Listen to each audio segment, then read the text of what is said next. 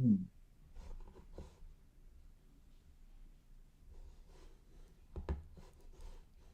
I'm also gonna start recording. Configure recording back to be open.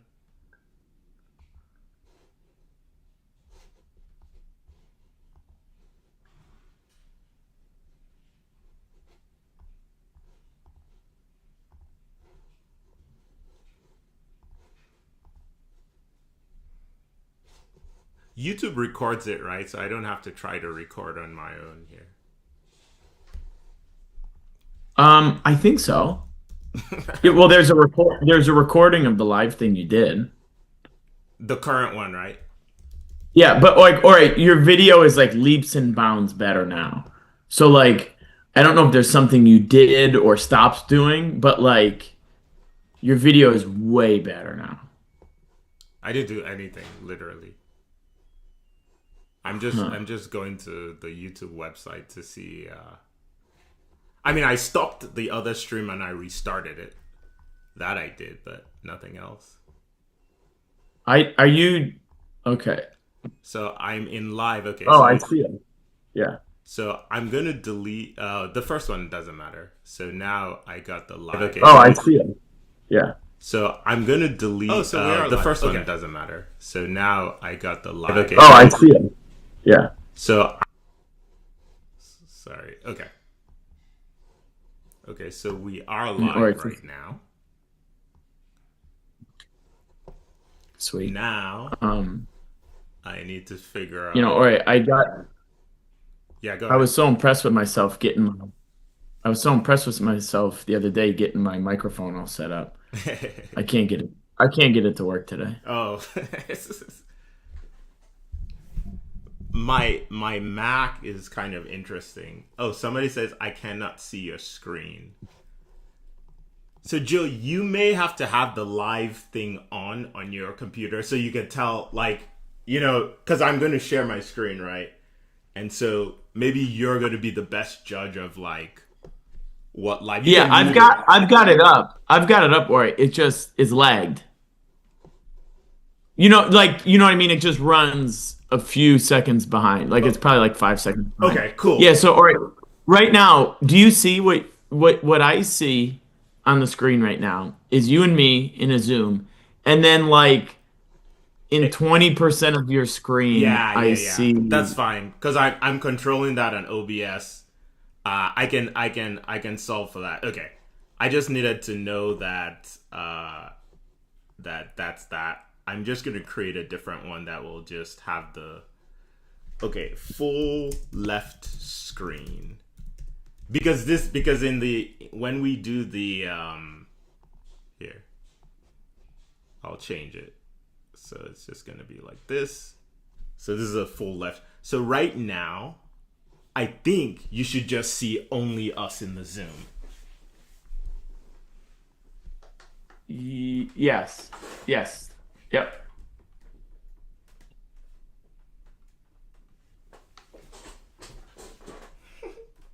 Hold on. Wait, I think I just lost your audio. Oh, I stopped talking. I wasn't talking. Oh, okay. Sorry. I hear you now. I wasn't And, talking. and you can hear me? You can hear me? Yeah, I can hear you. I think we're live. All right. I think we're I think we're live. live. Okay. Yeah, so you'll be the judge of like if you see that for some reason it's off, then we're off. Other than that, All right. I think we're good. Do we have somebody watching? Is that true? yeah, there's someone in the chat. Like if you look at the chat here. Oh, that's the other thing. It gives me the ability 1 second to like control the chat in some way. I just can't find the All right. All right. I think we're in. I think we're going. All somebody right. What do we says have to talk did about you today? end it? Hmm? No, somebody What was somebody that? asked me did I end the chat, the live stream. No, you did end it before, but now you've restarted Oh, it. okay, maybe that message is old. Okay. this is fine. And then I'm just trying to find one more thing. It sounds like we'll start at 10. Even if we just do 30 minutes, that'll be plenty. Yeah, so far there's only one person in here. I just want to find the chat because it gave me like a box before, and I just want to find.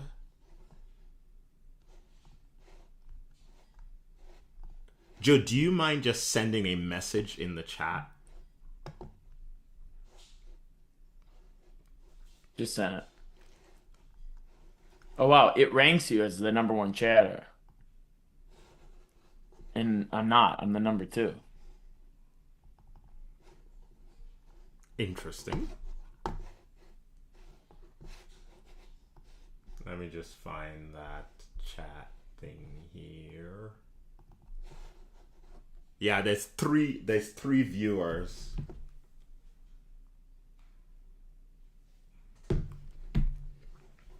Somebody messaged me, "Are you guys talking?" Maybe the audio is off or not good. I don't know. Should I switch to that audio? Yeah, just like play it for a second, just to see. All right, but you got to keep talking while I do this. Okay, yeah, I'll keep talking while you do that, just to make sure. Yeah, but we are. No, here. all right, it's good. It's good. You can hear it. You can hear it. Okay, when you okay, said someone messaged you, is like on this Slack, somebody else? Okay. All right, I think we're good. I think we can go. All right. Okay, give me just 2 more seconds. I need to find that chat because it. You can't see it on well, I'm sure you're the one broadcasting, so it's probably different for you. Yeah. I can't see. I'm not in YouTube at all, right? Like, I am in Zoom and in OBS. But at one point, it gave me a thing that said, "Hey, menu, select stream." I mean, I can monitor the chat if we need, but yeah.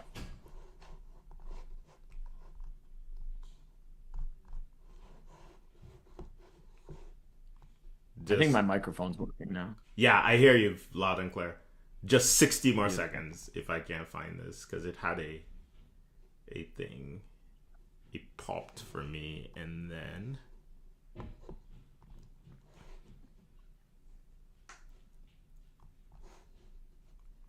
just 1 second. Do.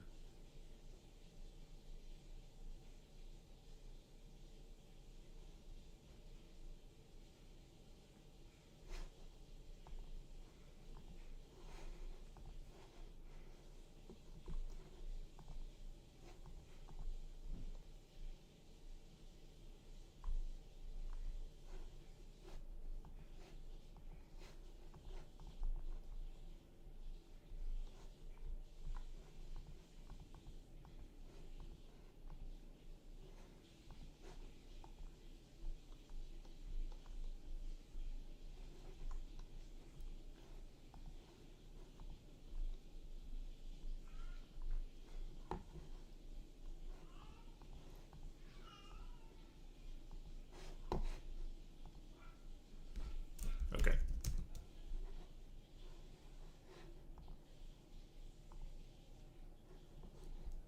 I'm just pasting on my LinkedIn that we are live, and then we're good. So that my, 200 million followers.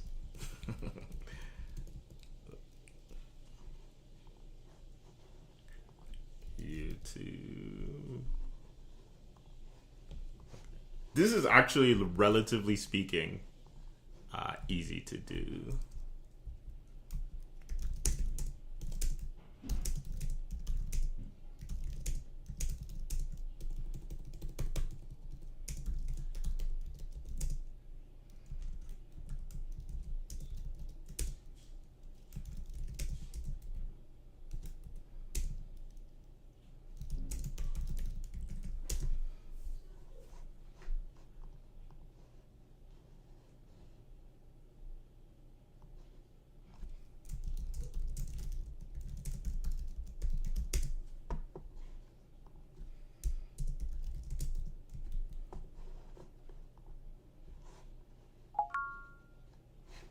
Okay. I couldn't find it, but that'll be a future thing.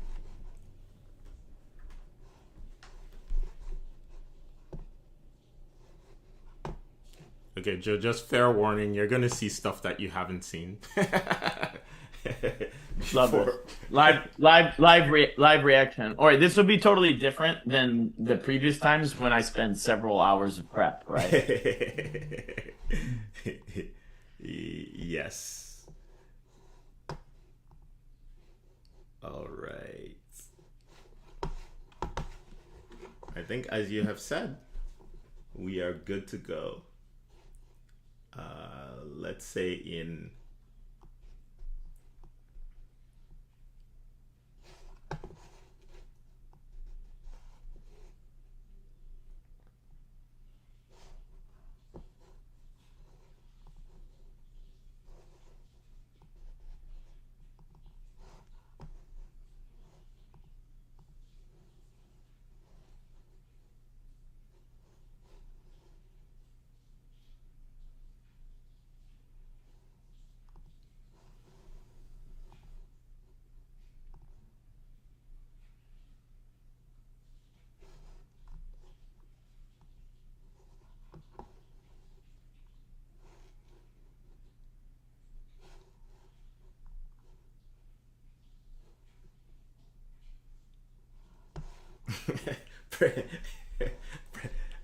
we have some pretty feet fairy.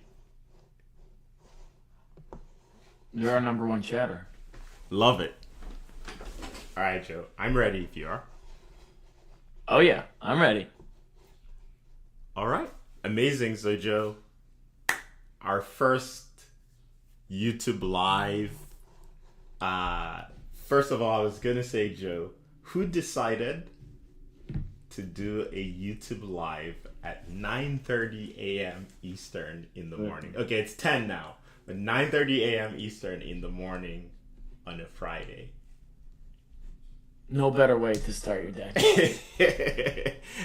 I think, Joe, that we should fire our producers, our script writers, our deck preparers, our researchers, our content producers, our marketers.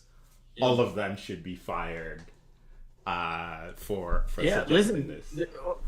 the calendar is tight, man. I got blame my boss. I don't know what to tell you. No, I think it's amazing. Maybe you can blame yours. Yeah. All of those people for us are AI agents. So we just Right. fired all of them, and then we just like ramp up a new set of a team of AI agents Yeah, that can schedule better. But no, I mean, Joe, I know we met yesterday and we were like, let's do this live. I mean, for people that are watching post this, we do welcome. This is Finance is Cooked. We do a periodic show that covers what's going on in AI and finance. And one of the landmarks of our show is that we'll build an app on the show. This is not one of the episodes of the show. This is us just going live. I'll tell you, Joe and I were constantly talking about this stuff. A lot of times we'll just get on Zoom and we'll spend 15 minutes like hashing out some topic. So this is some feel of that. Next week, just as a heads up, we are going to have another special guest. So I won't name the name yet, but we'll have a special guest next week. We'd love for everyone to join us for that, and that'll be our regular show. Today, Joe, there are a couple of things that, honestly, Joe, between when we prepped yesterday and today, came to mind that I sort of want to do. One of the things that we do for finance professionals is like they are super busy doing all kinds of things, right? Like with their jobs, with their lives, all that kind of stuff. They're not keeping track of. It's very difficult to keep track of like everything that's happening in AI. So one of the things that I thought this could be, today's the March 27th. I think this can be like a look back over the quarter of all kinds of things that have happened. And Joe, I'll show some things that for everybody out there. Joe is going to be reacting to this, just like you are. He's seen some of the content previously, but I put some surprises in there. But so I have a little bit of a look back of like a bunch of stories that have happened, and we'll kind of scroll through that. And I've got something called the grill. I'm not going to say what it is, but Grill. the show is Finance is Cooked, and there's going to be a grill. Oh, it's weird. Grill. So those are two things, but I think the main value of the show for today will be we'll branch out into various things. I know, Joe, there are things you want to show and say and do. We'll 100% do all of those, but I think one of the big values of the show today is sort of like a look back over the quarter of various things that have happened in AI for people who are super busy and never get the chance to like spend time on it. I think this will be a good. You come out of this saying, I kind of know what has happened in AI and how it relates to finance in the quarter. So that was sort of the big mission that of this. But Joe, like, comment on that, and if there are other side missions that you're thinking for the live show. Yeah, no. All right, that's great. That's great. I like it. I'm excited to see the grill. It's so hard to keep up. Like, it's just so hard. Like, all right, sometimes we joke, it's like you have to be unemployed to like really stay up to date on this. Claude ships a new feature every day. There's a million other things, right? It's impossible to keep up. So yeah, I like it. All right, what have you been playing around with this week? Lots of What's stuff. been- So, oh yeah, I mean, a lot of things. I think I'm honing in most lately on, like, I'll call it hyper personalization of like AI, meaning that there are all the products out there, but like I'm sort of like honing in deeper and deeper. I guess I've been working on this maybe for 12 months, to be honest, but like it's becoming more and more real that I can hyper personalize my AI, have my own specific agents, my own kind of like interaction model, all of that kind of stuff. Maybe in some subsequent show, I'll show it. And I do think that this will matter for the future. I think that I could be totally wrong on this, but I do think that like everyone will have very hyper personalized AI, whether it's provided by a company or like built by you or all of that kind of stuff. That's up to debate. But I just think that your AI will be hyper personalized in many different ways, and it will not look like the next person's and the next person. So that's my current kick that I'm on lately, that I've been sort of like drilling into here. I like it. I like it. Yeah, I've been actually, or the thing I've been doing a lot this week is kind of related to that, in that it's not like a customized platform, but using skills to customize Claude.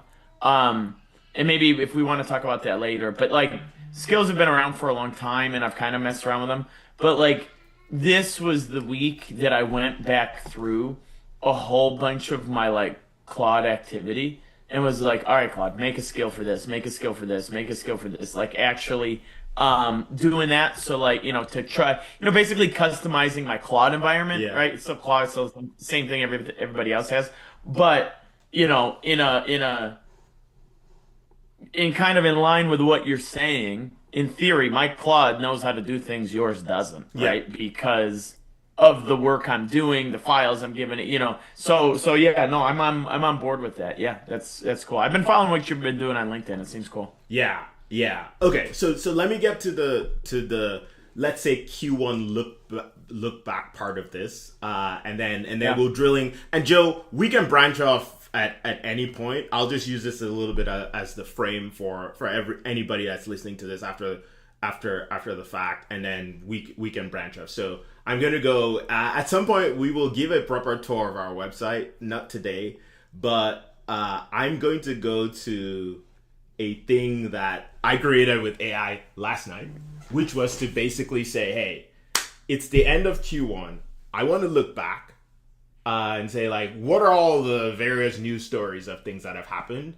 And like I kind of selected ones that I thought, hey, these were big stories as they impact finance.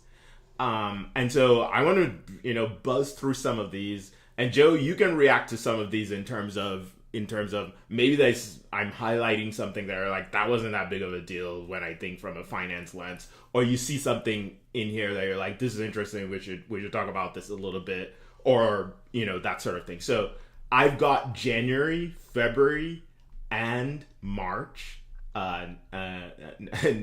sort of like news stories here, and then we can branch off into themes of like things that they've meant. For anyone that's watching here, if you go to our site, Finance is Cooked, you go to Learn, you go to News, you'll see this. So this is like permanent. And Joe, what I'm thinking is that we probably should do this every quarter and like almost like a look back to say, hey, let me look at all the news stories and look at like how things have changed and stuff like that. So, okay.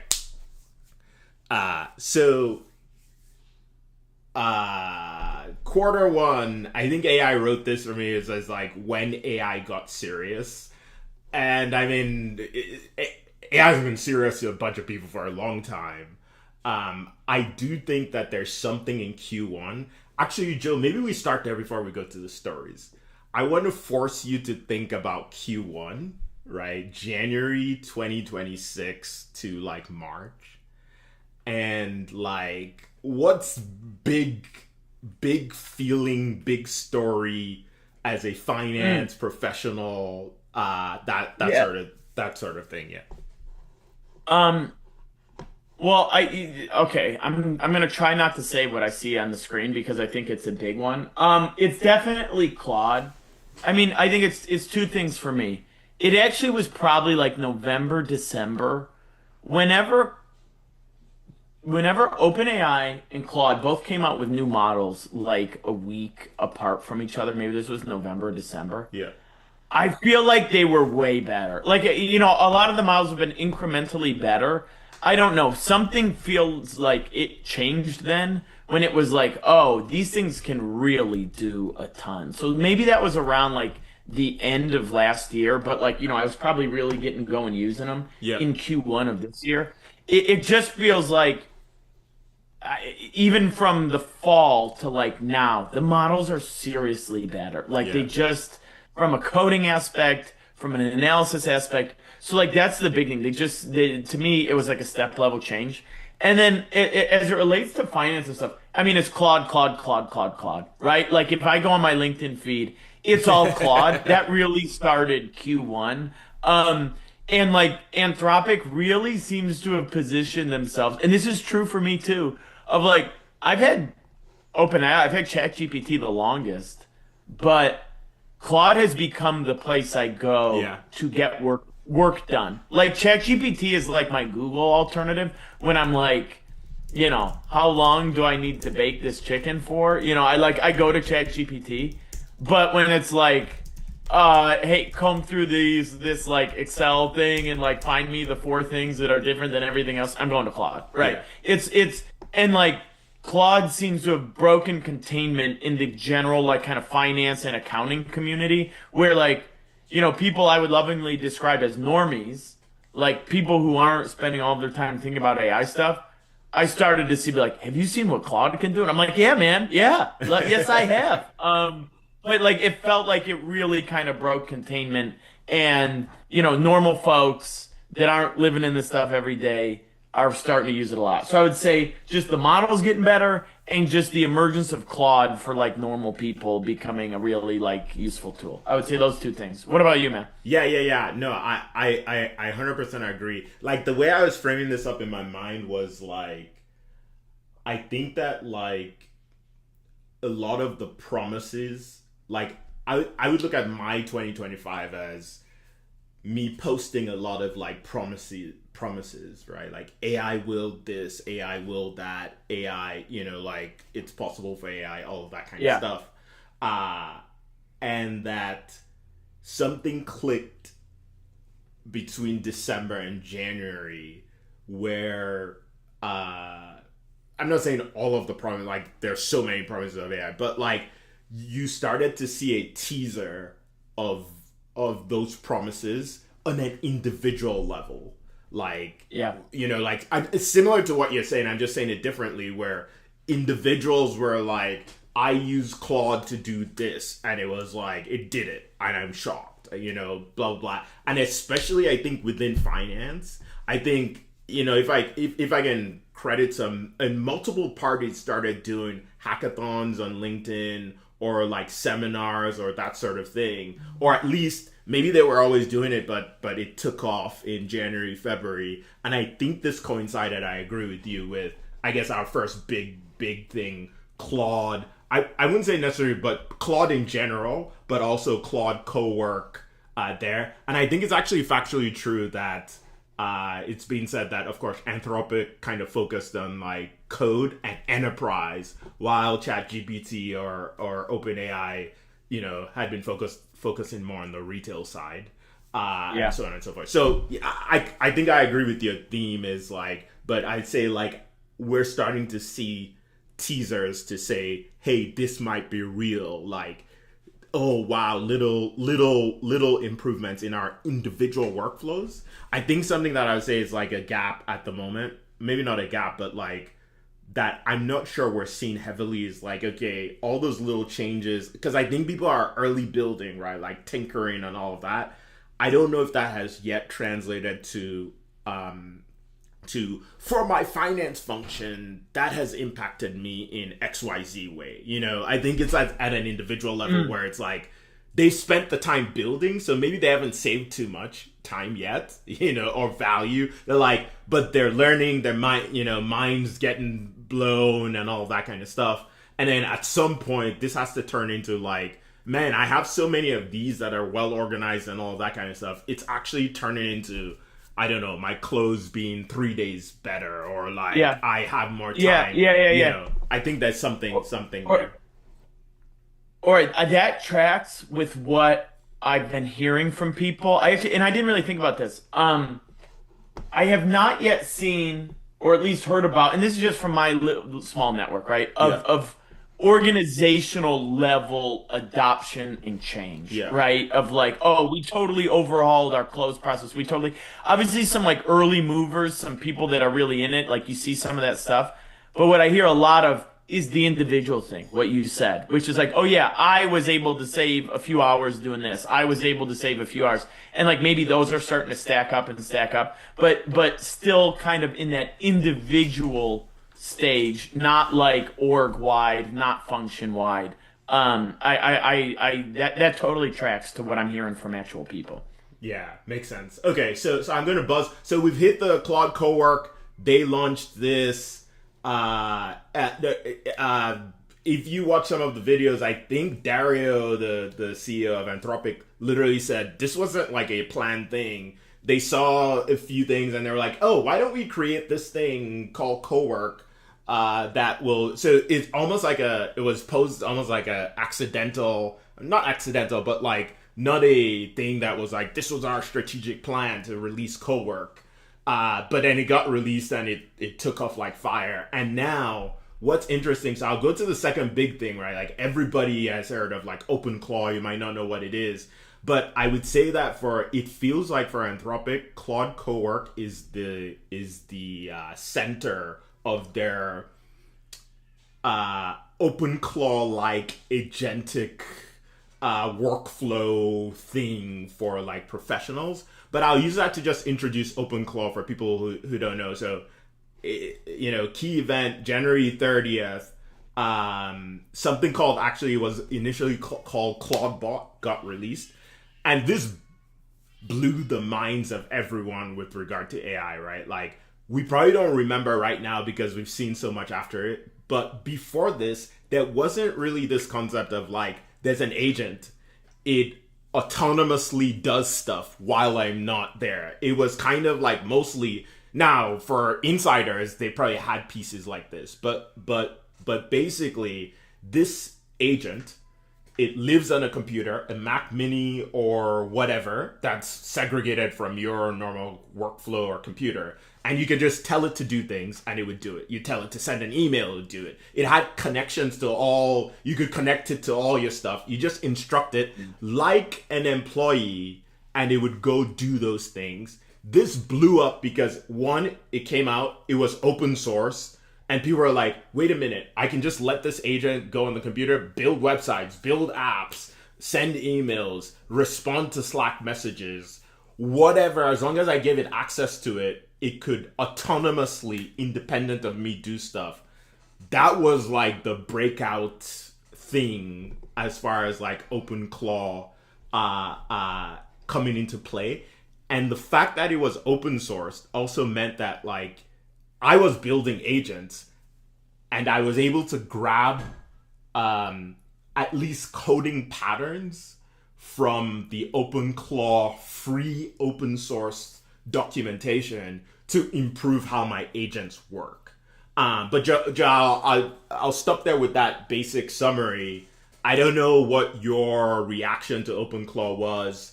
You know, I think maybe not as heightened in the finance community, but Yeah. we sort of recognize it. But Well, super curious. I was super interested in it. It felt like the like real autonomous AI, like doing stuff for you on your behalf. I don't use it. I haven't used it. I've been scared to set it up. Mostly because it is open source. You know, I read some stuff about security issues. Being that like I'm working with a lot of client sensitive data, it was like my general point of view has been like, oh, that new cutting edge thing that like is maybe a little risky to do. Right now, I'm okay waiting 30 to 60 days because Anthropic will just come out with their version of it. OpenAI will come out with their version of it that I trust more, right? And like I think that's what you see with a lot of it's what you saying what you said differently, right? Which is like cowork. You see it. They're doing like scheduled tasks, so you can like have it do stuff, on a recurring schedule, right? It's a lot of stuff that people were using Claudebot for.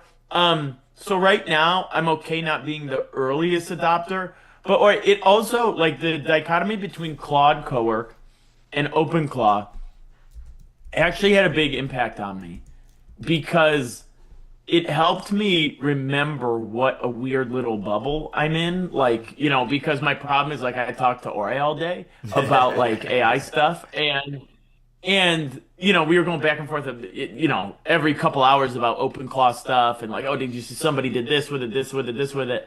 None of the normal like accountants I talked to even knew what it was, wanted to set it up, whatever. But Cowork, they're like, have you seen Cowork, right? Yeah. And it was a reminder to me of like, yes, there will always be this frontier of people pushing, doing risky stuff, like doing like hacking stuff together, open source. But most people are just gonna wait until the big companies do their version of that feature, right? Like if those things catch fire in the open source kind of hacker, AI community, then the big models will just do it, and that's when it will get on people's radar. That like, no, Joe, like every accountant isn't going to set up OpenClaw and have like automated QBO transaction things going. But like, if Cowork comes out with it, yeah, maybe they will. So it kind of helped me remember, like, Joe, you're in a weird little bubble. What are normal people doing? When will it hit? Most people's radar. I think it is when the big companies adopt it. Does that make sense? Yeah. It 100% does, right? Like it's like these two alternate, like not two, but like different communities, right? But I would say, which I think you agree with, is underlying this was like that breakthrough, the OpenClaw breakthrough of look, it's here already. And most people said that OpenClaw was just putting pieces together that already existed, actually. And so this combination of things of like memory and like autonomy and all of that kind of stuff put together is now shaping. It's almost like every agent after OpenClaw is shaped with that kind of concept all put together. And even Anthropic and so on and so forth. I should highlight that I think it's later in this, the founder of OpenClaw joined OpenAI. So OpenAI doesn't have a Cowork or that sort of thing. That they have to be working on something with that concept, right? The OpenClaw concept coming through. And I was trying to remember the other thing I was going to say, but yeah, that's fundamental. So like, it just changed this concept of agents. I think once that came out, Q1 then became the season of agents, right? Whether or not you knew about OpenClaw, you're hearing about agents everywhere. Agents can do this, agents can do that. Everybody was now building agents and stuff like that. Okay, so that's January. I think Cowork launching, OpenClaw. I'd actually be like, this is the closed source version of the same thing, and the open source version of the same thing. The open source version, lower security, but like much higher ability. And then here, the closed source version, far more secure, but much lower, much lower ability, at least for now. At some point, I guess that race will tighten up. Whereas it's interesting from a model standpoint, it's the reverse, right? Models, the closed source models are the smartest ones, and the open source models are like trying to catch up. In this case, from an agentic, like the usability of it, the open source stuff is like way more capable, and then the closed source stuff is like catching up to it. So it's interesting. That was January, Yeah. right? February, Claude in Chrome. I just have to do an honorable mention for this because like this was like, as a finance person or as like a user, Claude in Chrome meant that there would be a chat like on the side here, and you could tell Claude in Chrome, hey, go to this website, pull this down, blah, blah, blah. And you would see it live in your UI, you know, clicking around, going to the website. And for me, the connection of that is like, man, whatever apps I'm logging into, like in some future, right, Q4, whatever, we could, like, AI could just go log into it. So that's sort of like a big deal, I think, and it's early in its inception. But then the one that big highlight I was going to highlight here is like the 1 million token context. And I know that's a bit technical, but like this wrote it very well. It's basically in a single prompt, you could now have 750,000 words. That's like 3,000 pages. Mm-hmm. That's like multiple books in a single prompt that you, so like in some ways, like your entire chat history might not be 750,000 words, right? Like in a certain topic, if you're focused on your entire chat history might not be 700. So like in a way, allowing you to send a prompt that's everything you've ever sent about that topic so that it like processes it. This was kind of like this was kind of like a big thing. I'll let you comment here before I even go further. No, yeah, and maybe this is, part of that experience I said I've been feeling of like, I just feel like I can do so much more, right? Maybe it is the expanded context or whatever it is of like, I'm just dumping stuff in. Yeah. Like when I'm using Claude Code, like I did a thing the other day where I was like, all right, in this folder is like 20 Excel files and 184 PDFs. Like go figure out the difference between the content in the PDFs versus the Excel files. Like no joke, I did that. Like, you know what I mean? Yeah. Like, and I'm able to just dump so much into it that it feels like 6 months ago I couldn't, right? Yeah. So I think I've definitely been feeling that. Yeah. And so I'll use this to make another point is, I feel like after this, or maybe even before this, model updates no one cared about. Like, what I mean by that, not no one. Yeah. Like, I think in finance, like, it's like, oh, 7.9 is like, whatever. Like, the thing that I have is like way more capable than like anything I've used it to. So like, thank you for releasing another one, but like, ho-hum, like, 5.1, 5.2, 5. I feel like, like once you hit this, and we've sort of like hit that. I don't know if you got that sense, like you were following, oh, ChatGPT just released a new model. Wow, blah, blah. And now it's I didn't care. Like, no, I didn't care. I'm like, oh, yeah, whatever. Okay, whatever. I'll use the new one. Is it really better? No, I didn't care. But now it does seem to make a difference. Yeah, for sure. Yeah. Okay, so there's a bunch of little things. Cowork adding capabilities. Gemini adding capabilities. Ramp at least announced, I haven't used the platform and that sort of thing, and startups typically will announce capabilities before they're like fully baked. But like I will call this out because I've is in used finance. this. Okay. I've used this. All right. I've used the ramp thing. The only thing I will comment on is that not on the ramp product itself, but this is such a competitive space. Like if you just what ramp wants you to do. Now they won't say this. Well, I did. I talked to never mind. You have your ramp accounts. You have your credit card accounts. You can have bank accounts with ramp, right? Yeah. They've rolled out this thing where they want you to connect your non-ramp accounts. So you got a Chase account, you got a whatever account. Yeah. They want you to connect those and basically recreate your bank feed in ramp instead of doing it in QBO. And they have this AI accounting agent that they want you to like give rules to and train, and then it's going to try to categorize all your stuff for you. It is right now to me a land grab now this is very like specific to like accountants, bookkeepers, like people like things I deal with. There is a land grab of who is going to do your AI categorization. Yeah. If you imagine you have your bank where all of the activity happens and you have your ERP, whether it's QBO or whatever it is, somewhere in between you categorize, right? Yeah. Most people categorize in their ERP, right? In QBO, in Sage, in NetSuite, whatever it is. Yeah. There are a bunch of softwares. We've talked about some of them. Basis is one of them. They raised $100 million. Like, there are a bunch of softwares that want to live between those two things, between your bank and your ERP, and say, let us intercept it all.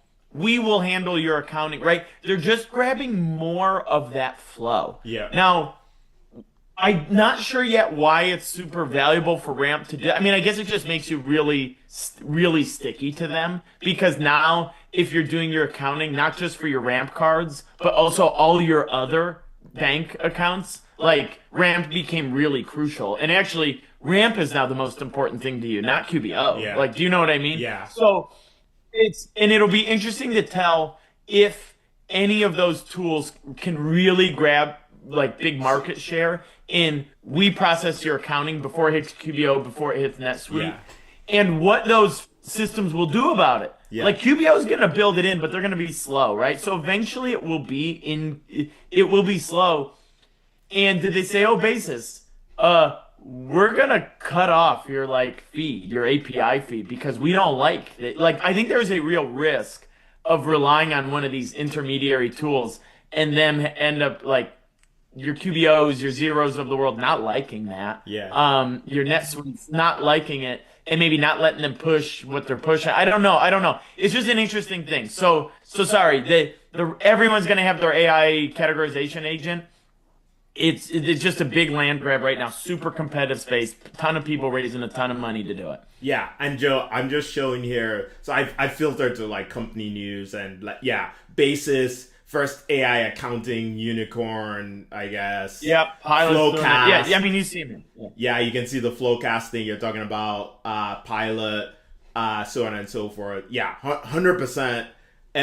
I agree with the land grab thing, right? Of like, well, I guess I put it in two stages. One is like everybody recognizes that they should have AI in their thing, right? Like, period. So like, one is like, okay, you can have an AI bot that can just respond back and forth, but then people, I guess maybe this is the thing I would say for February is that this concept of like AI integrated into your app's workflows versus just chatbot, right? Like chatbot is like, oh, I ask a question and now integrated because it might not be on here, but like Roulette released something called Aura. Roulette is a ERP.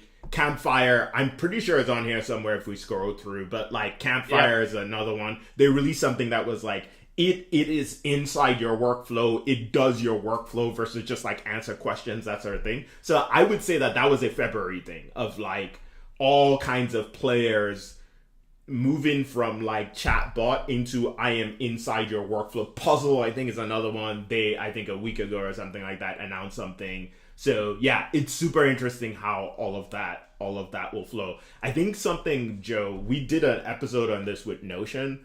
I know this isn't strict accounting, but like how they had that position of like, if you use Notion, you have all kinds of your company's data, right? Like that's stored there. And then they had this thing called custom agents that basically you can put the agent on top of it. And so that positioning of like who has all your data and who has the agent that will do all your stuff for you, right? Including this concept that Notion had, which is like, oh, you can connect a custom MCP to it, meaning those are just technical words, but in the end, all it meant was that, hey, don't go into QBO, just connect this connector, and then you can take action in Notion, on QBO. Hey, don't go into Ramp. Connect this MCP thing, and you can do it from here. Don't go, like that concept. And I think it's interesting to see how that's going to play out with a lot of players. Yeah, totally agree. It's getting built into every tool, right? Yeah. Or but it's also now you get to see every software you've been using for 10 years claim that they are AI native, which I love. Yeah. Which we also don't. I also don't know what that means, but no. That's a different time. Okay, so Joe, that naturally lies is what it means. Yeah. So Joe, that naturally flows. So a bunch of these people can read on their own. That naturally flows into like again co-work. You can see this theme of co-work, right? Like we'll do this one fast, but like the thing we're talking about of like, hey, co-working enterprise, I connect to your Google Drive, I connect to your Gmail, I connect to your everything, like so then you can just interact from co-work to those things, and you don't actually have to go into those things. You want to create a document in Google Drive, just do it from here. You want to edit a document in Google Drive, you want to send an email, you want to review all your emails. Like I have every day, I'm not using co-work, I'm using my hyper-personalized thing, but like every day I get a readout of my calendar for today and tomorrow, and like the top 10 emails from yesterday, just sent to me, right? Like things like that. But anyway, so, co-work enterprise, and ChatGPT has the same thing, right? Like with regard to like connecting ChatGPT to all your stuff. So that was a thing as well. We will buzz through here. Joe, I think we got to talk about this one, right? Like this was like, Block is not a massive company, but I think this one went through, right? Like everyone, Block was laying off 40%, and Jack Dorsey was saying, hey, this is because of AI. I think prospectively, not like saying, hey, we've automated all this stuff, so like we don't need the people. I think he was saying, we just need we see the future, we need a significant smaller team, and we're going to do it, and then we're going to realize those gains. But like 40% of their thing, this one, and I think their stock surging 20%. Like was a big thing here. Yeah, I mean, we talked about this, but to me, this was scary, right? It's kind of like the realization of a lot of people's fears about like, oh, is AI going to replace me?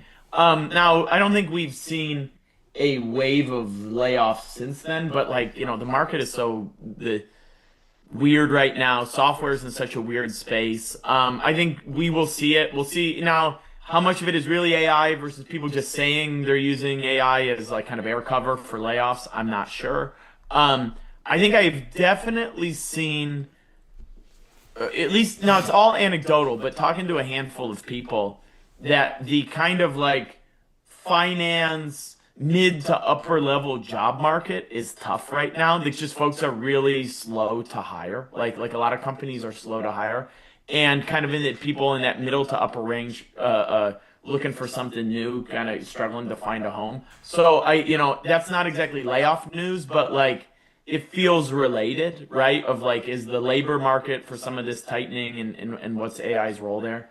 So that was a big deal.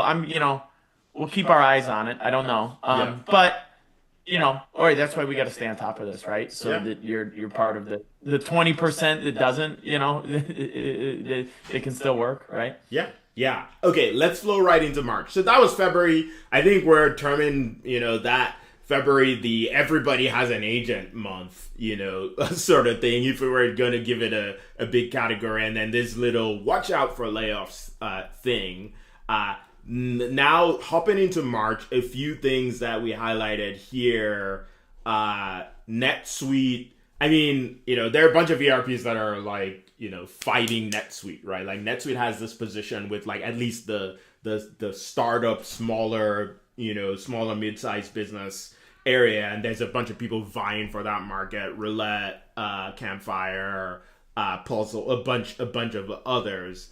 And NetSuite had, I think it's a Suite World or something like that, but they had an event, and they showed a bunch of capability of like, using Claude Code with NetSuite, integrating into their workflows. So I mean, I would say this is kind of like part of February to me, like in terms of like everybody has AI agents in their workflow sort of thing.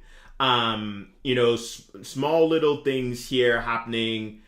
I think Claude in Excel, like if I'm talking finance people, sort of like stole the march. Yeah. Would be what I think, right? Like this is where I just kept and I don't actually have Excel. Like I refused, to buy buy it and down. But like this almost got me there to like I use Google Sheets for like everything. But this almost got me to like buy Excel just to like use Claude in Excel because I saw so many posts. And Joe, I got on a call with like somebody that I would say even a month ago was not really using AI.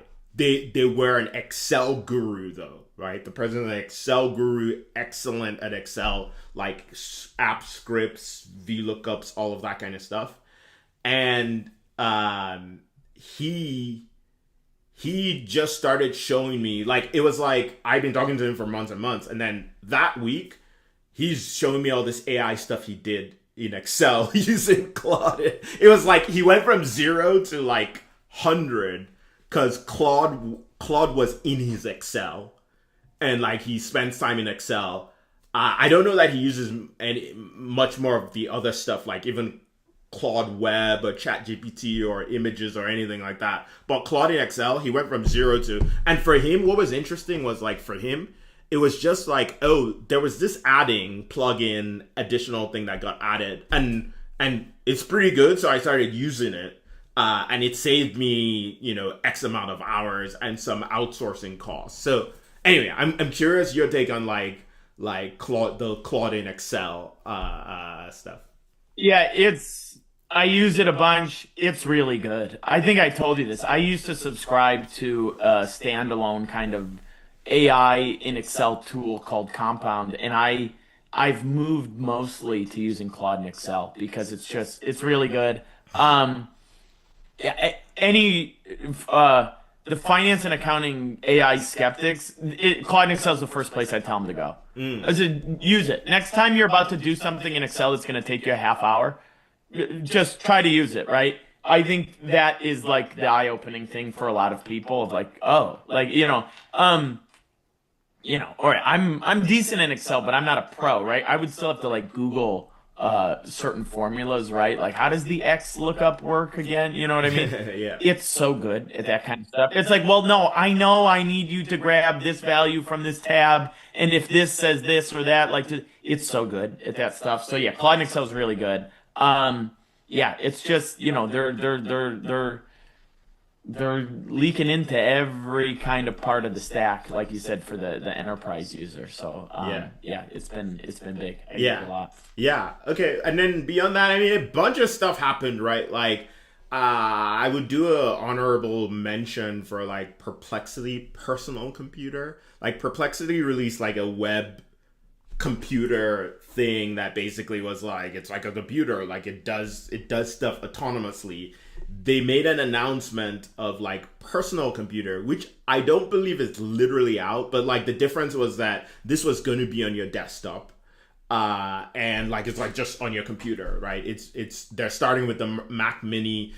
Joe, I expect new computers. I think some computers already do it, but I expect pretty soon new computers should just default come with like AI, like your Microsoft Word, you just have AI on it, right? Like so on and so forth. But what do you mean? Like, because like the Apple has like their Apple Intelligence. They have But what do you mean? Like a local LLM, like built in? Yeah, I mean, I think at some point, first off, if we're going to go into this conversation, let me just highlight for people that Chat GPT, Gemini, so on and so forth. Those are like closed source LLMs that are like at the bleeding edge. There's a bunch of open sourced, meaning like it's like free. You can download it from various sites. LLMs that you can just download onto your computer for free, and you wouldn't be paying any chat gpt costs or OpenAI costs. We're not sending any information out, at least theoretically. You're not sending any information out to anybody's servers. It's literally on your computer. You have the LLM, large language model, on your computer, and it does all the intelligent stuff. Now, it might be out of date, right? Because although those things you can refresh, because like it won't know news as of today or that sort of thing. But your core processing and all of those capabilities, a open sourced like Gwen or Kimi, or you can look those up, can do that stuff, right? So anyway, sorry, I just wanted to set that context of like open source. Those models are usually a little bit behind. You usually need a heavier computer, like 32 megabytes RAM. Like a Mac Mini that I have is like 16 megabytes. So it's not like, and you can run some decent LLMs locally. So that would make, and I guess Joe, we should talk about this. At some point, those free ones will be as smart as the current. Yeah. The current. Yeah, Not, for sure. not too long, which means super intelligence is free, right? like because you just download it and it's like now you have super. You're not paying your $15 a month or $200 a month or $100 a month, having that like locally. And imagine a year from now, those open source ones will be way smarter than anything that like we think we need. I mean, of course, we'll change our expectations, but like it'll just be so much. Now, ChatGPT and others will be even more bleeding edge. But anyway, you kind of get the point. So anyway, I just wanted to set that thing. I think that's something for like finance people and security conscious people to know, which is that like you can end up getting a local large language model on your computer. Your stuff doesn't go anywhere. It's just on your computer, like having Microsoft Word. Yeah, this is not a unique point. I think Chamath on the All In podcast was talking about this a lot. That a year from now, everyone's going to be running this stuff on premises. Like server racks at your company are coming back. Like the last 10 years or 20 years was all about moving out to the cloud. His point is like, it's coming back. It's coming back. You're going to host this stuff locally. The memory like utilization algorithms are getting much better. Google just came out with something that allows you to like basically compress the memory and run bigger models locally. That big companies that are concerned about data privacy are going to be running stuff on servers on premises, which I think is interesting. It's like a reversal of what the last decade has been. Yeah. What's this last one on? Yeah, I mean, this is just like a feature. Again, all the they're just releasing features here and there. But I will say in the co-work, I constantly think of this as like the closed source open source battle. Co-work, closed source, OpenClaw, because OpenClaw already has this, but you can kind of see like the thing I said at the beginning where the open source is way ahead. Like OpenClaw just had all of those things, and then co-work, because again, it's closed source, it's like mature, like, there's liability involved, so to speak, all of that kind of stuff. They're slowly releasing all the same features that OpenClaw had like day one, right? But more secure, so on and so forth. So I'll do two honorable mentions here. One, co-work dispatch was like, the capability to like control your whole computer from your phone, but like, control your entire computer using Claude Co-work. I will say that one honorable mention it's kind of weird. It's by NVIDIA, so like very reliable, like well-known company. They released in theory, more secure version of OpenClaw, and it's open sourced. where you can. So if you're like, I really loved everything OpenClaw did, but I need some security. Their theory was that they released that here. So anyway, not much else there other than to just say like the battle continues, and that's like, I would say the big things of the last, I would say the last 3 months here. Yeah, yeah, big time. And Uh, a lot of slop on LinkedIn. A lot of people on LinkedIn posting AI slop. That's my that's my pet peeve. yeah. All right, what is this? What are we looking at? Okay, so I'm gonna show you. Hold on for 1 second. Okay, I need to set this up, and I will pause my screen for a second. Okay, it might look like I'm gone, but I won't be. But just bear with me for a second. Uh, uh, 1 moment. Okay, so I've got to update the Zoom here. Okay, 1 second. I'll stop the share for a moment. I will do this, and then I'm going to fix my screen here, and then okay. So this will work here. All right. So do you? I think you see me again, and then I'll share. So the show. We'll wrap this up here shortly, Joe. All right.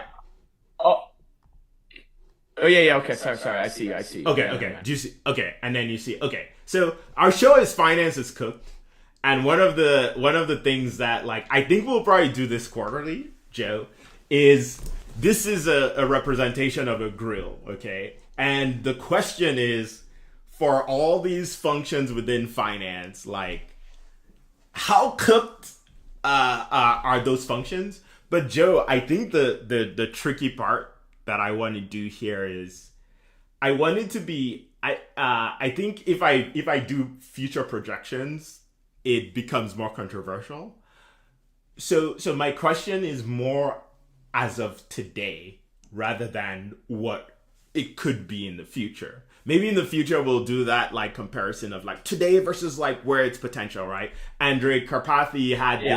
this you get what I mean? It had this thing of like, ooh, the rating of different functions, okay? But Joe, what I'm going to do first is I'm going to have AI move them around, okay?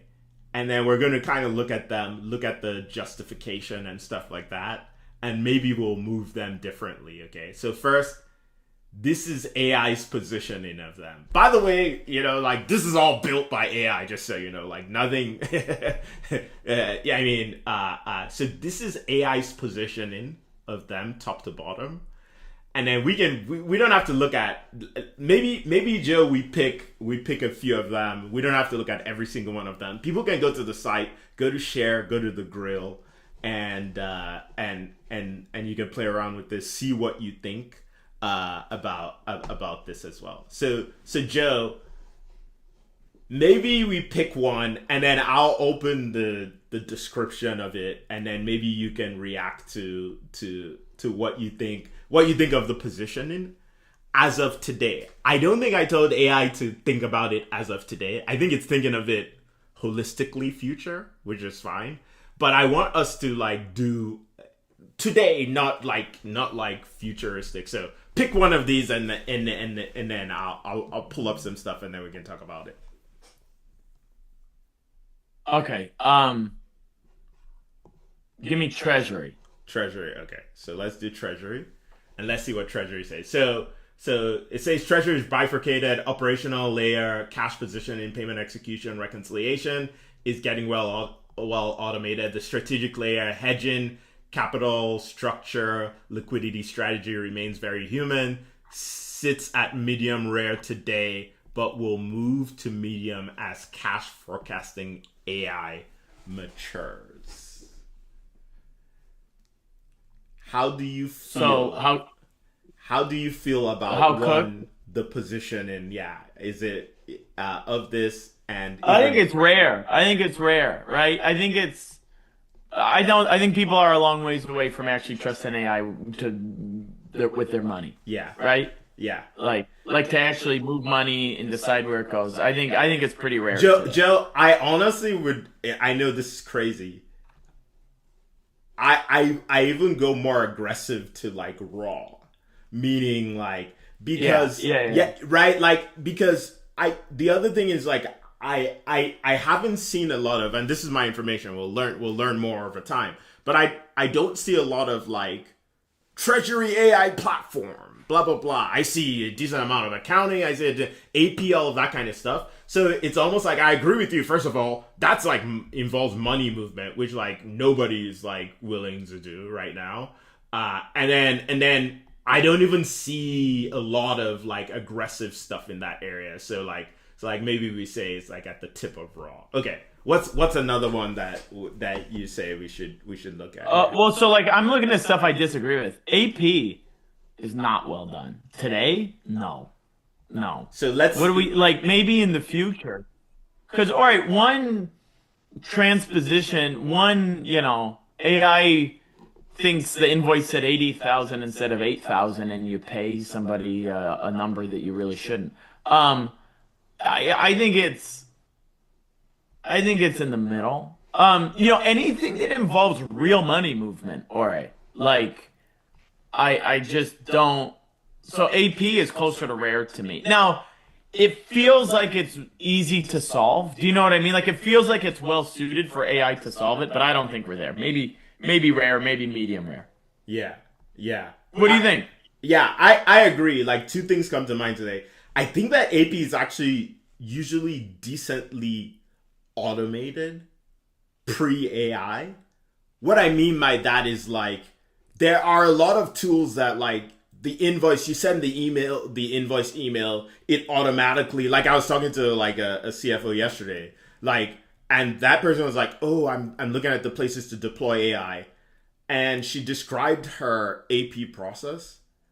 And I'm like, it's like heavily automated. Like it's already pretty good. It is like heavily automated. Like anything that comes, it comes to this inbox. The inbox, nobody touches it. Like there's a tool that like reads this stuff, not using AI, creates it in the tool, all the way to like journal entries and stuff like that. Now the payment side is like, that's different. But like So two comments. I completely agree with you that there's no way that it's well done. Like all of these are like will get pulled over back this way. I agree with you that it's conducive to automation. One thing I'm wondering about is like, does it need AI as much as some of the other areas? Like, because regular automation in this is working pretty well, but I'm sure we'll find, it's like, oh, have I gotten paid? Chatbots, all that kind of stuff. So I agree with you. I would put it firmly in the rare, but maybe at the tip of the rare area as of right now. Yeah, I'm with you. Okay. All right, you pick one. Okay, we can do. Let's do FP&A. FP&A is interesting because like FP&A is like. It has the financial planning side and then it has the analysis side of like, we hear all this stuff about Claude in Excel. Joe, you're using Compound.ai, a lot of those analytics. All right, hold on. Your audio is crazy right now. Oh, interesting. Hold on. Maybe it's the, maybe like we got a weird echo. Oh, that's odd. You sound like, but I don't know if it's me. Sorry, hold on. We could check the. I hear myself echoing when I talk. Oh, interesting. Do you have? I don't know. I don't know what it is. I don't know if your mic is picking it up. It's okay. I haven't changed anything since the beginning of the show, so. It's better right now. Oh, okay. Interesting. Very interesting. So FP&A wise. So I think this is one that's interesting because like I think it's extremely doable, right? Like we're not moving funds, we're like reporting on the stuff. And AI is very good at reporting on the stuff. And like just like boom, that like I think this week Claude released like dashboarding within the web UI where you like people are just giving it like their financials and saying, hey, dashboard stuff for me that's meaningful. So I it's early, to be honest.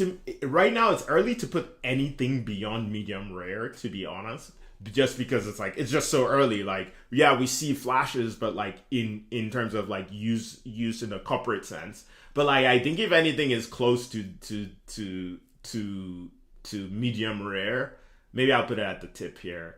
I think FP&A would be one. Yeah, no, I think that's right. I think anything that is like analysis, right? Like that's what it's really good at, right? Yeah. That's what AI is really good at. Yeah. Yeah, so that makes total sense to me. So let me just do investor relations fast. I just think that like, I mean, I'm sure people doing investor relations are using it to create board decks and all that kind of stuff. But I just think that like it's just not a huge focus area right now.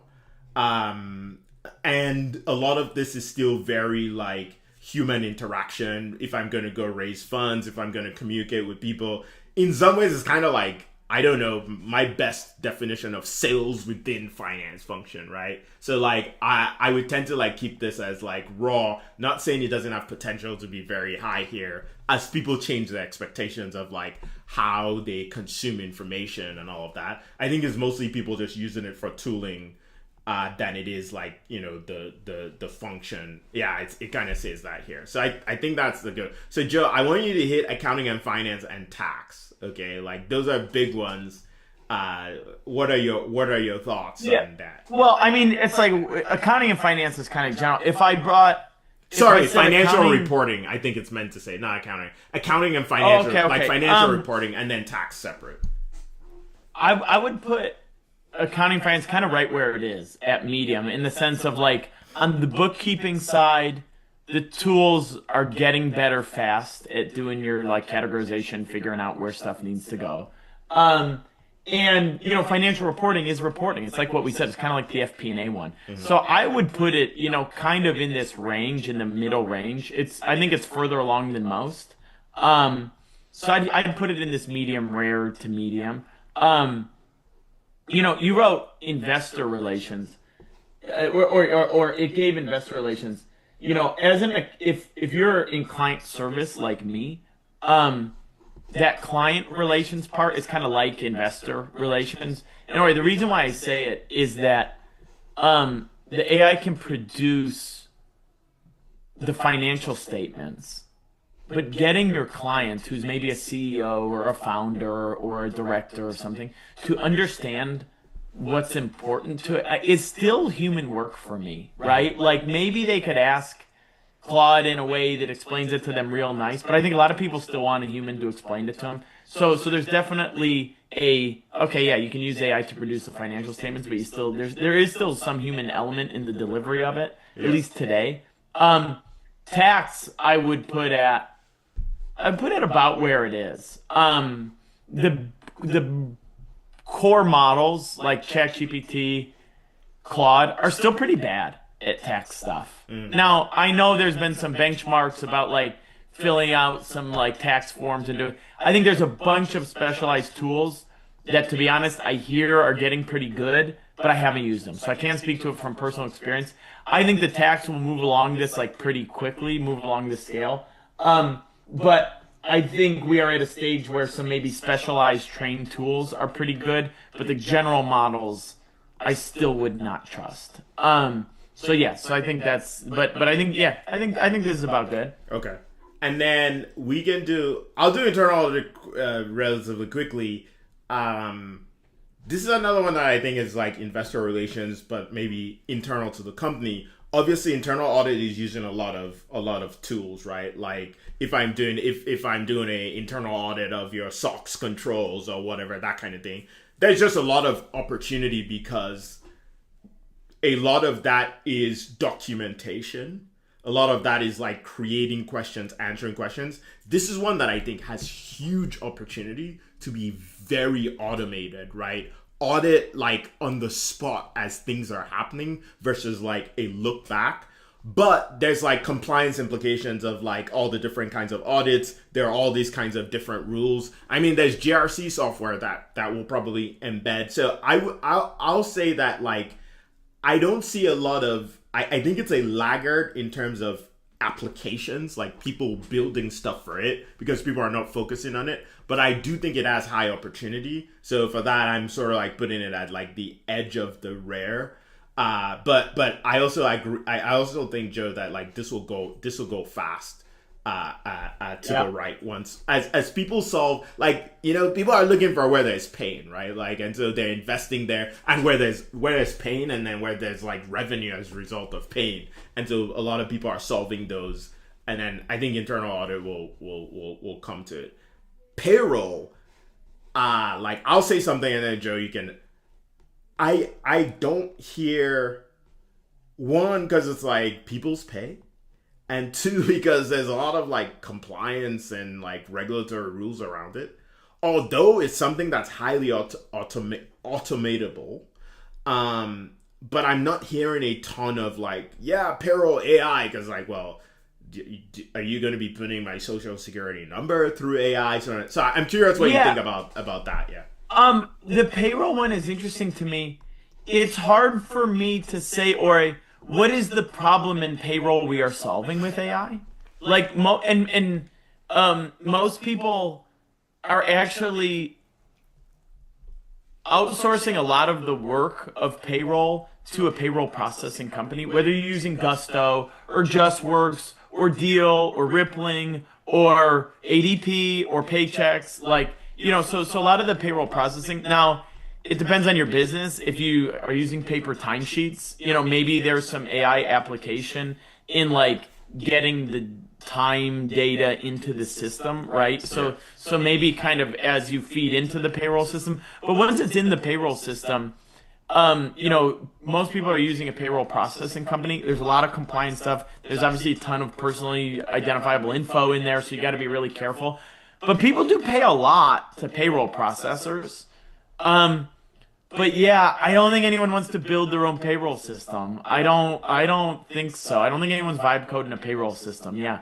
A payroll feels pretty safe to me. I would say more if you have a really manual process of getting the data into your payroll system, like if you have people that work hourly and are at different rates or whatever, if you have a highly manual process of getting that info in, I would say that's ripe for AI use case. But after that, no, I think payroll's pretty safe. Yeah, yeah. So, okay, and so how about accounts receivable? I guess maybe we could have put ARAP kind of like, you know, two sides of the same coin. But like you have things like collections within that, which often outsourced.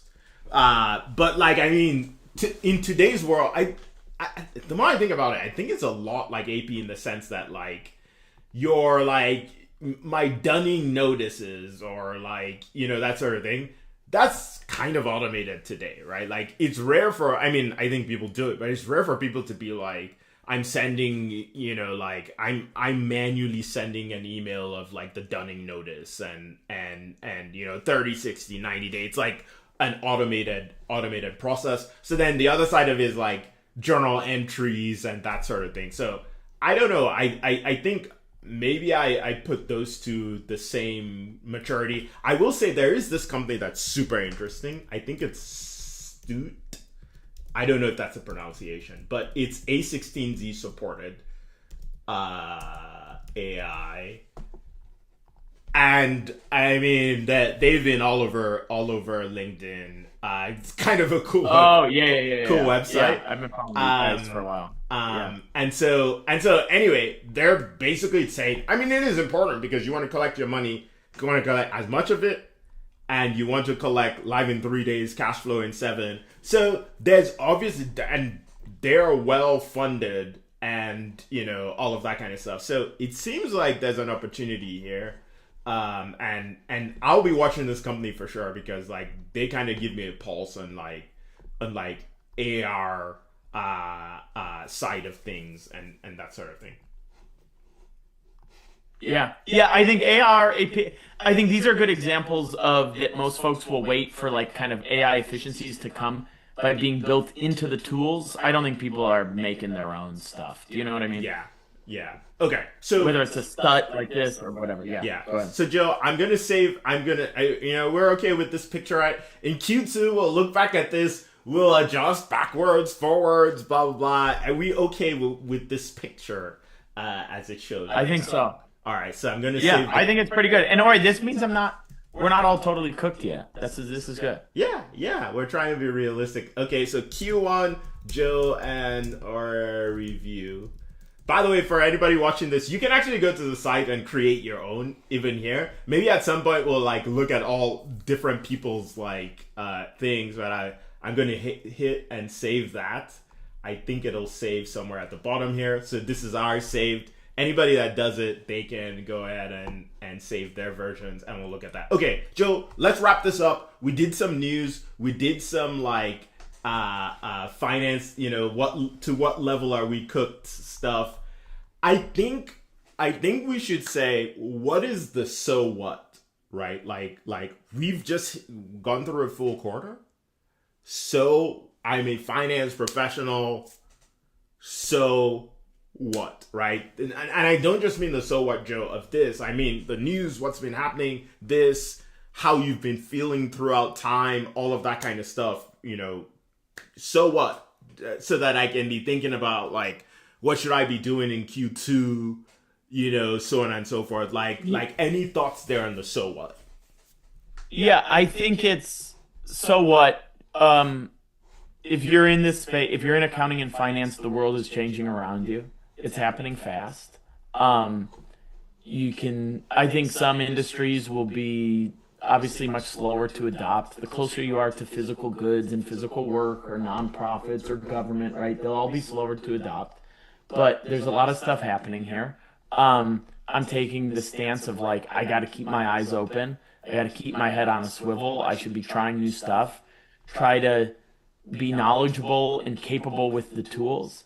And because if I bury my head in the sand and I'm like, I don't like change, I don't like this, I have a risk of becoming obsolete. And I don't think I'm obsolete yet. But I think part of that is because I'm taking a mindset of like, I'm going to try to be up to date on this stuff. It doesn't mean you have to be on the bleeding edge, but it's like, yeah, head on a swivel. The world is changing. Keep up.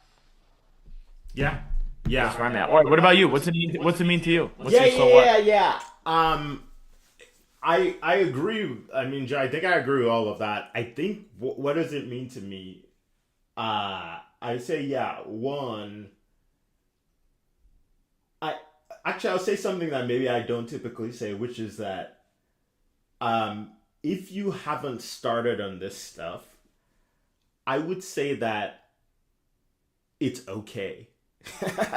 Maybe it's a Yeah. controversial, like, meaning that what I've observed is that, yeah, people are playing with GPT 2.5, 3.1, blah, blah, blah, and they've been, call them OGs. But, like, people joined after GPT 5, and, like, they're fine.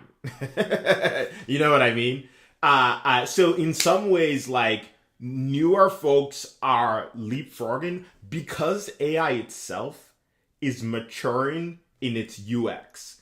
And so, what we're experiencing is, like, we are all doing hard things, like I create skills and I do blah, blah, blah, blah, which is awesome for the love of the learning and all of that kind of stuff. But like in 3 months, that thing that we were struggling through was just bad UX. And they will have the better UX and new people will show up and they'll just use the new UX and achieve the same thing. So in some ways, I'm not discouraging people from like tinkering and playing because I think there's huge advantages in terms of like thinking strategically. But like I would say like it's okay for people who are like you feel like you're behind and that kind of stuff. I would say just start tinkering. And I would actually warn some bleeding edge people, including myself, of like over investing too early and then having to break it down and like build it back up. So like a lot of things I advise my clients often is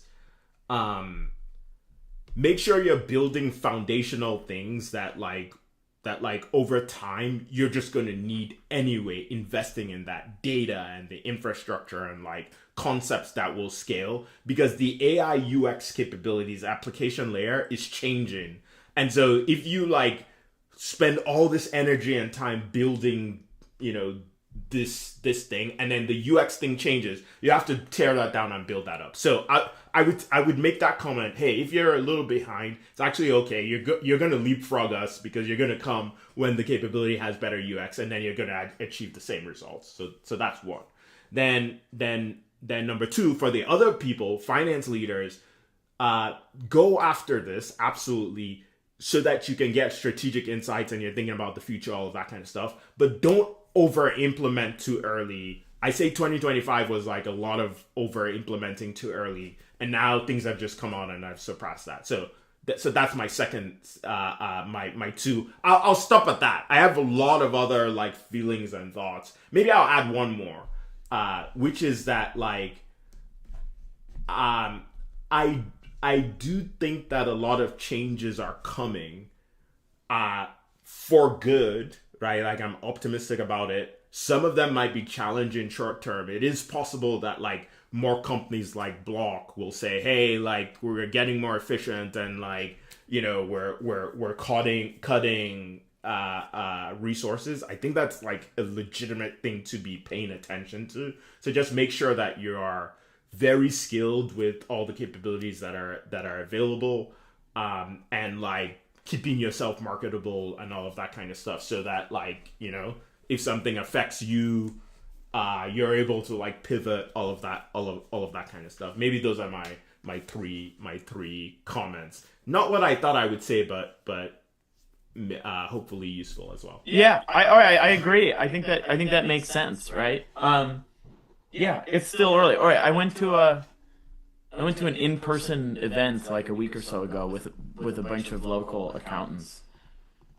90% of people aren't thinking about any of this stuff. Okay, so like it's still early. It's not too late to get into it and pretty immediately be, you know, at the top of your class as far as like knowledge and capability with this stuff. Yeah, amazing. So, Joe, this was our first live YouTube live. A few bumps and bruises. Yeah. We also chose, like, you know, again, our hey agent producer, you're fired. Scheduler, you're fired as well. All of that kind of stuff. All of our agents. But this was good. Glad for everybody who's going to watch it after the fact.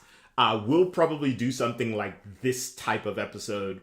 Not episode, but this type of thing every quarter. That's a little bit of a look back, keeps people up to date on that.